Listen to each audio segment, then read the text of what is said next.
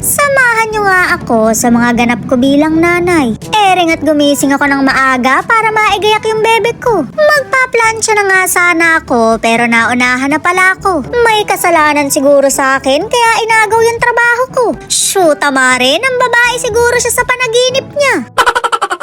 Maski nga yung nananahimik na bag, kabod na lang niyang nilabhan. Mabuti na lang, mare, at may nabili kong reserba. Siguro pinamumukha niya sa akin na papalitan niya na rin ako. Meron na siyang reserba kaya iiwan niya na ako. Napakatamang duda mo naman, nagbabato ka ba?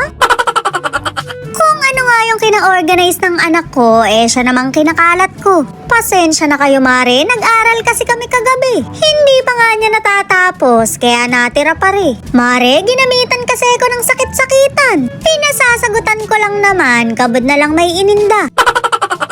Habang nag-aalmusal nga siya, chinek ko muna yung pencil case niya. Shoot, mare, wala na namang lapis. Kalalagay ko lang nito, pero erit pudpud na naman. Nasiyahan ka naman yatang magtasa, ginawa mo ng hobby. Wala sigurong maisagot, kaya apurapunta sa basurahan para magtasa. Nakaligo na nga kami, kaya bibihisan ko na siya. Pero i-check ko muna yung ulo at baka may nagtatagong kuto. Napakaswerte naman nilang masyado kung makakapag-aral din sila. Buo kong binabayaran yung tuition pero hindi naman sila nakikihati. Galing nyo naman masyado, matututo pa kayo.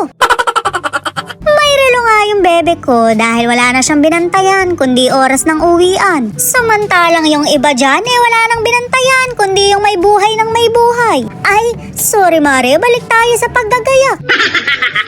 Pinamili ko nga siya ng pamusod at itong ribbon ang tinuro niya. Syempre mare, pupusudan ko pa rin siya kahit maya-maya lang mukha na siyang bruha. Yung tipong aalis dito ng mukhang prinsesa pero uuwi na ng mukhang bruhilda. O diba, may time pa siya para mag-TikTok. Malilate na nga kami pero kailangan ko pang gumayak. Syempre mare, magmamasarap ako dahil ihahatid ko pa siya sa school. Ayoko namang makita nila ako mukhang puyat kahit kagigising ko pa lang.